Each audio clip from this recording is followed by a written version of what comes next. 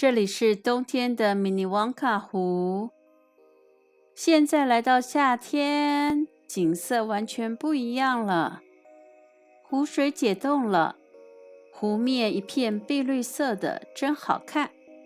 今天就带大家来看看夏天的迷你旺卡湖以及旁边的 Toothjet 景色，并且回答网友的问题，来谈谈住在卡加利的缺点吧。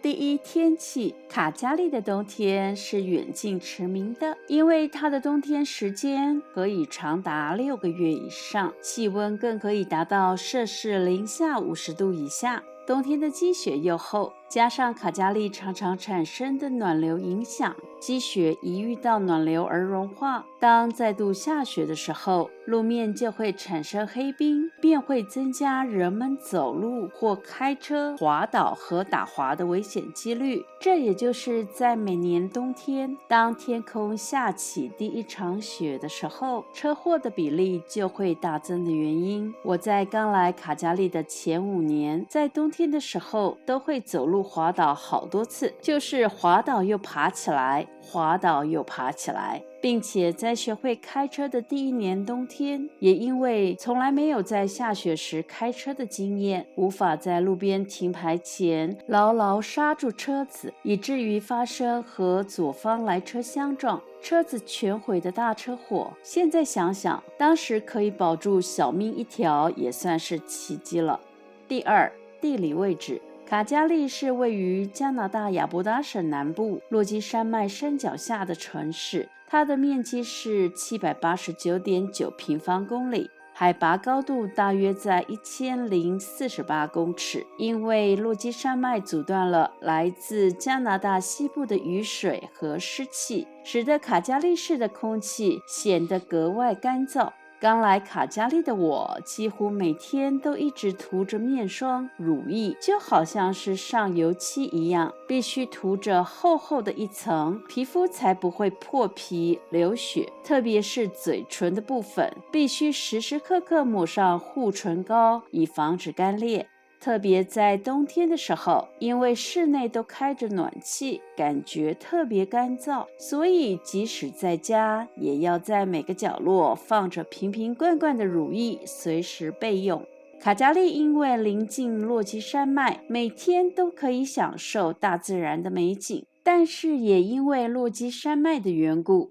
必须开车翻山越岭的10个小时以上，才能到达位于加拿大西部的海岸大城温哥华。也因为受到大山的阻隔，喜欢吃海鲜的我，无法像住在台湾一样，可以随时吃到新鲜的生鱼片或者是海产。第三，大众运输。我在以前的视频中曾经提过，刚来加拿大卡加利的前4年都是坐大众运输工具，例如公车或者是电车 C Train， 所以在1天之内通常只能做1到2件事情。因为在卡加利，公车和电车的路线不像以前住在台湾台北那么的四通八达，而且如果不是在一般上班的巅峰时间，也就是每个星期1到星期5上午的7点到8点，以及下午4点到5点，每趟公车都会间隔半个小时以上。如果在周末上班的时候，等车的时间就会更长。而到冬天，因为积雪，等车的时间超过1个小时以上的情况是经常发生的事。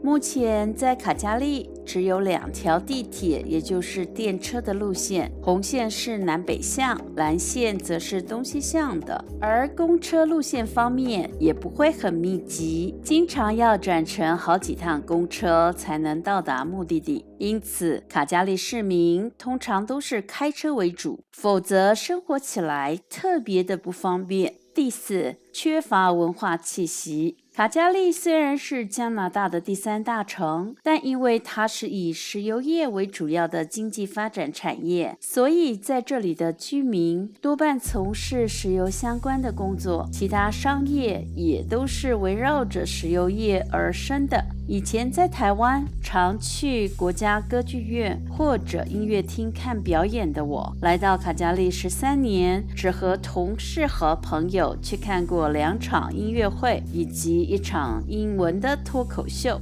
相较于文化气息浓厚的多伦多或魁北克等加拿大东部城市，卡加利市居民的生活形态多半是平时上班、下班、放假时就到山里面露营、野餐、健行和滑雪等。卡加利举办的文化活动并不多，比较著名的节庆活动只有在每年7月份举办为期10天的牛仔节 Stampede 和相关的户外音乐表演。第5，人脉非常重要。在卡加利，无论是找工作或者从事商业活动，人脉推荐格外的重要。和华人社会相比，过之而无不及。为什么呢？因为卡加利的社会风气比较保守，卡加利居民喜欢口耳相传，并且认为如果是亲朋好友的推荐，比较值得信赖。而在卡加利的职场更是如此，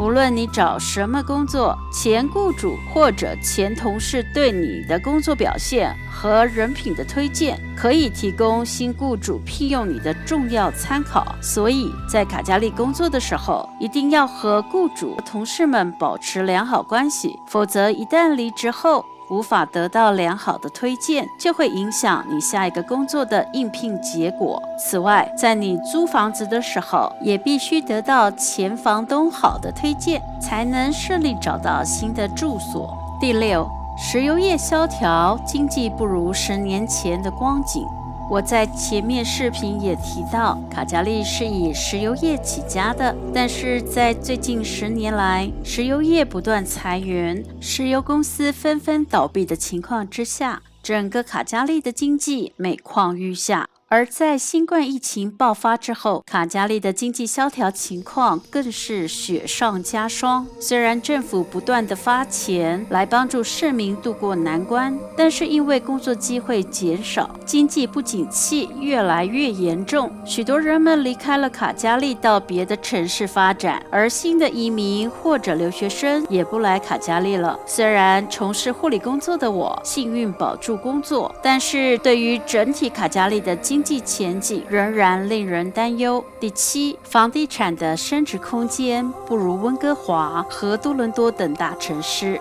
也就是前面提到的经济衰退原因，使得卡加利的房地产市场也受到冲击。虽然今年的房产经济略有起色，但是和2005年到2007年的卡加利经济荣景相对照，卡加利的房地产增值空间不但不升反跌。至于整体的房产升值表现，卡加利房价的涨幅仍然远不及多伦多和温哥华以及加拿大东部的主要城市的涨幅来得大。至于卡加利的房地产前景，必须在就业市场和石油业经济发展的带动下，才可望回温。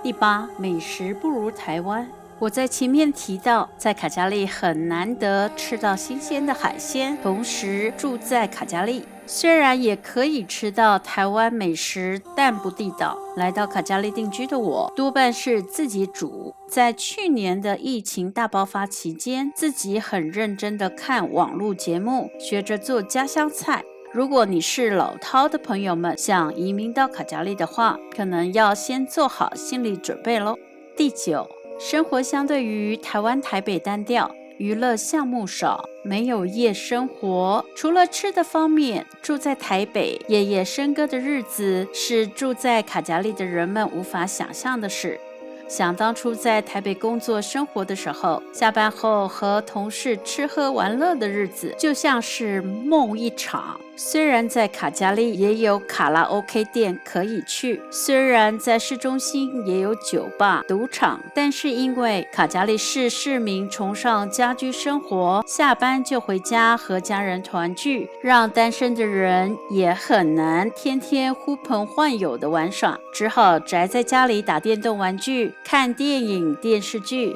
加上有漫长的冬天要过，来到卡加利的我已经过了很长时间的返璞归真的日子了。第10，整个城市感灰蒙蒙，建筑物冷冰冰，因为来自台北大城，卡加利的市景相对的没有缤纷的色彩，只呈现一片灰色。我还记得刚来卡加利的那一年，2008年的夏天，在学姐的带领下开车游览卡加利市区，我的心里立刻冷了半截，心里叨念着这个城市怎么这么丑呀。在卡加利住了13年的我，现在对于卡加利的市中心想法仍然没有改变，因为它的建筑物整体色调就是灰色的。那么你可能问我，为什么可以住在卡加利这么多年呢？答案很简单，因为这里的薪资高，亚伯达省的基本起薪是全国最先调整到每个小时15块加币的水准，并且买房的性价比也比其他城市高，普通受薪阶级就可以买到房子。